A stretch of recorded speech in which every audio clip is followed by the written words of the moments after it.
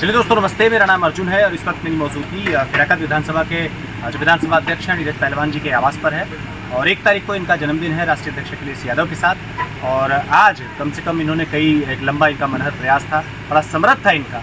श्रद्धेय नेताजी यानी माननीय मुलायम सिंह यादव और इनके जो पिताजी चंद्रदेव जी थे, उनकी दोनों की इन्होंने मूर्ति बनवाई। और राजबली यादव जो आजमगढ़ के रहने वाले हैं, उनसे इन्होंने मूर्ति बनवाई। और मूर्ति बनवाने के बाद आज उसके पट खोले गए। माननीय सांसद और उसके साथ साथ जो है कि माननीय विधायक महोदय दोनों लोगों ने आए, पट का उद्घाटन किया, शुभारंभ किया। और मेरे साथ बातचीत करने के लिए नीरज पहलवान जी हैं। नीरज जी, सबसे पहले एक सवाल के साथ शुरुआत करेंगे।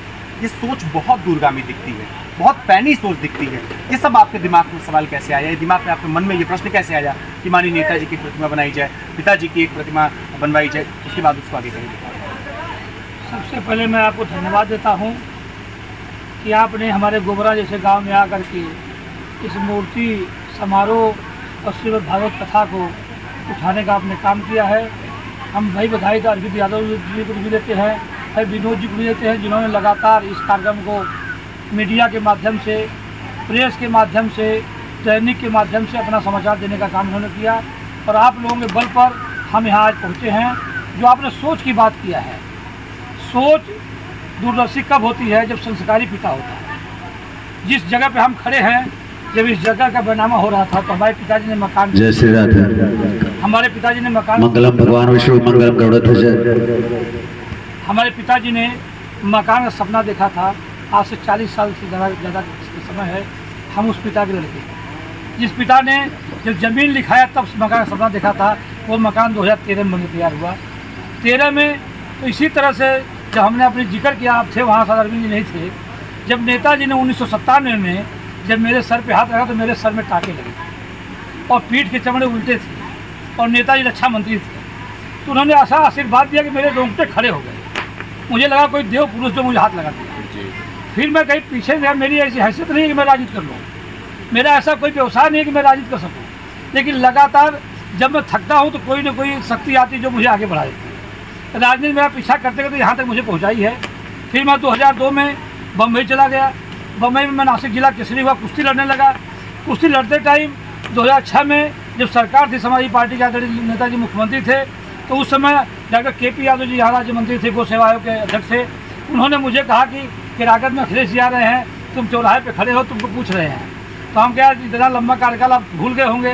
तो जब मैं गया तो मुझे रमाशंकर यादव हमारे बीच नहीं, रमाशंकर जी मंच पर संचालन कर रहे थे। तो उस मंच फिर अखिलेश जी ने कहा, अरे मेरे तुम हो कहाँ? तो फिर वो शाट मुझे लगा। फिर मैं राजनीति में आ गया। तो फिर मैं 6 में आदरणीय हमारे जो डॉक्टर अमरनाथ पाल जी अभी जो बोल रहे थे, यही हमारे पहले जिला अध्यक्ष हुए। इन्होंने अपने अध्यक्ष में मुझे जिला अध्यक्ष लोहिया वाहिनी बनाया। तब से भी इस तरह का फिर पार्टी के प्रति उसी समय के साथ लगा रहा और आज इस ऊँचाई पर खड़ा हूँ। तो जो मूर्ति की सोच है, नेताजी के प्रति सोच तो मेरी पहले ही पैदा हो गई थी। क्योंकि जब 95 में आरक्षण आया था, आरक्षण में उन्होंने पूरे देश में ये कहा था आदरणीय मुलायम सिंह यादव जी ने कि उत्तर प्रदेश में आरक्षण लागू हो जाए, मेरी सरकार रहे या जाए, लेकिन उत्तर प्रदेश में आरक्षण तो तत्काल लागू होना चाहिए। उन्हीं के बताए हुए रास्ते पर हमारे गांव ही नहीं, पूरे प्रदेश में पंचायत का चुनाव हुआ। तो हमारा चमार, हमारा निषाद, हमारा यादव, हमारा कनौजिया, हमारा सोनकर, हमारा पासी, हमारा सरोज, सभी लोग प्रधान और जिला पंचायत, BDC और प्रमुख होने का काम किए थे। ये नेताजी की देन है। अब मैं रोक करके एक सवाल और जानना चाहूँगा। आज एक अच्छा कार्यक्रम था यहाँ पर, गांव के मैं तमाम लोगों को देख पा रहा हूँ, कई दिनों से कार्यक्रम चल भी रहा है। माननीय सांसद जी और उसके साथ साथ माननीय विधायक जो खैराकत के हैं, उन दोनों लोगों का भी आना हुआ है। तो कैसा कार्यक्रम था उनके आने का? उसके बाद जो पट खुला, तो अभी आप लोग सब आए थे। 28 जनवरी 2024 को मैंने नेताजी के नाम का अखाड़ा बनाया। उसी अखाड़े में हमने अपनी जनता से और आए हुए जो नेता सबसे सामने हमने अपील किया कि आने वाले जन्मदिन 1 जुलाई को मैं मूर्ति अपने आवास में लाऊंगा। और जब आदरणीय राष्ट्रीय अध्यक्ष अखिलेश यादव जी का आशीर्वाद और निर्देश मिलेगा तो उस मूर्ति की मैं स्थापना करूंगा। उस वादे के तहत, वादा पूरा करना बड़ी बात नहीं होती, वादा करना बड़ी बात नहीं होता, वादा पूरा हो जाए ये बहुत बड़ी बात। तो मैं 18 जनवरी को वादा किया और 1 जुलाई को आप सब मूर्ति स्थापित है, मूर्ति प्रतिमा लगी हुई है। श्रद्धेय पिताजी की भी है, श्रद्धेय नेताजी की भी है। अब मैं आपके चैनल के माध्यम से अपने राष्ट्रीय अध्यक्ष को संदेश देना चाहता हूं कि आपका ये भक्त अपने किए हुए वादे को निभाया है। और 22 जनवरी को जब नेताजी का जन्मदिन होगा तो आपने हमसे वादा किया है कि सैफई में मूर्ति लगने के बाद जब मूर्ति लगेगी तुम्हारे यहाँ मूर्ति लगाने ही मैं आऊँगा। अब उसी दिन का मुझे इंतजार है। जिस तरह से राधा को इंतजार था, जिस तरह सबरी को इंतजार था, जिस तरह से मीरा को इंतजार था, उसी तरह मुझे भी इंतजार है कि मेरे महबूब, मेरे नेता, मेरे राष्ट्रीय अध्यक्ष कभी न कभी इस प्रांगण में आएंगे, इस गोबरा की धरती पे आएंगे और इस मूर्ति का, विशाल का मूर्ति का अनावरण भी करेंगे, स्थापना भी करेंगे। एक चीज़ और जो कि जब आप पार्टी से बीच में कुछ दिन आप चर्चा कर रहे थे कि पार्टी से बीच में आपको किसी पद से हटाया गया, लेकिन 22 में जब आप पार्टी के साथ जुड़े, संगठन में पद लेकर के, तो आपने यहाँ से विधायक दे दिया।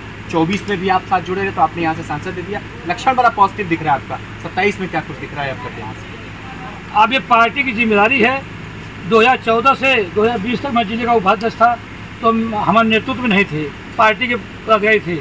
लेकिन 2020 में पुनः नेतृत्व मुझे मिला, तो 20 में हम दोनों MLC चुनाव जिताए, फिर 22 में विधायक जी को यहाँ से लखनऊ भेजे, फिर 24 में सांसद जी तो अपने विधानसभा में जिता के भेजे। ये लक्षण नहीं है। जो आपका परिश्रम है, ये कर्मयोगी धरती है। जो जैसा कर्म करेगा उसको ऐसा फल मिलेगा। मैं पार्टी के प्रति कर्म करता हूँ, हमें जनता उसका फल देती है।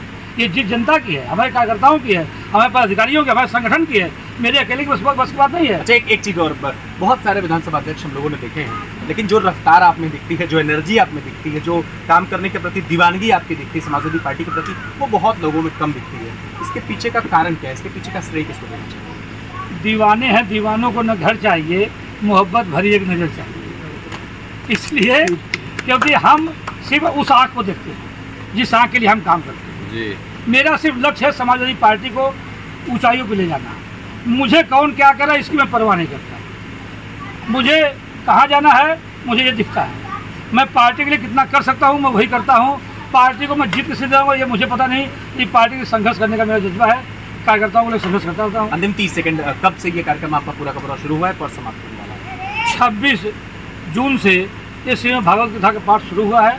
30 जून को इसका समापन है और 1 जुलाई को, अभी ये भागवत के बाद 1 जुलाई को रंगदार कजरी है। कजरी में आपके दोनों आँख के अंधे हैं, गुलाब यादव जी जिसको लोग सूरदास कहते हैं, और एक है हमारे सभाजी चौहान जी जो इस समय बड़ा उनका चर्चा है। एक हमारे गांव के अरविंद गायक जी हैं, एक चमार हैं, एक चौहान हैं, एक आपके यादव हैं। कुल मिला के मानवता है, मानवतावादी संगठन है और समाजवाद की परिभाषा यहाँ साबित होगी। और वो जो झंडा उखाड़ ले जाएगा, झंडा गाड़ा जाएगा, उस झंडा गाड़ने पर 1 जुलाई को जो जीतेगा उसको झंडा दिया जाएगा। उसके बाद रजनीगंधा बिहार की हैं, विजय लाल यादव जी हैं, ज्ञानी यादव जी हैं, विराट सम्राट रामदेव के लड़के शारदा जी हैं। ये सबका आशीर्वाद मुझे मिल रहा है। मैं किसी को बुलाने की हैसियत तो नहीं हूँ, लेकिन लोग आते हैं, उनकी विदाई मैं कर लूँ, यही बस मेरे लिए बहुत सौभाग्य है। आप लोग आए हैं, आपकी हम विदाई कर ले, यही मेरे सौभाग्य है। आप लोग इस कार्यक्रम को इतना ऊँचाई दे रहे हैं, अगर आप न होते तो हम भी ना होते। इसलिए हमारा जो रिश्ता है वो सदैव कायम रहे। मैं भागवत गीता के प्रांगण में जहाँ उपस्थित हैं, हम अपने परिवार की तरफ से, अपनी तरफ से आपका भाई स्वागत करते हैं। और 1 तारीख अभी न्योता देते हैं कि जन्मदिन को भी आप लोग छापने का, दिखाने का काम करें। बहुत बहुत धन्यवाद। तो आपने देखा कि मेरे साथ बातचीत करने के लिए नीलेश पहलवान जी थे और तमाम ये लोग जो पीछे आप देख पा रहे हैं, ये यहाँ भागवत गीता का पाठ सुन रहे थे। और आज जो प्रतिमा, जो मूर्ति नेताजी की, उसके साथ साथ आपके पिताजी की जो अनावरित होने वाली थी, जिसका पट खुलने वाला था, उस कार्यक्रम में शिरकत कर रहे थे। जुड़े थे आप मेरे साथ, जुड़े थे आप स्वराज के साथ। नमस्कार।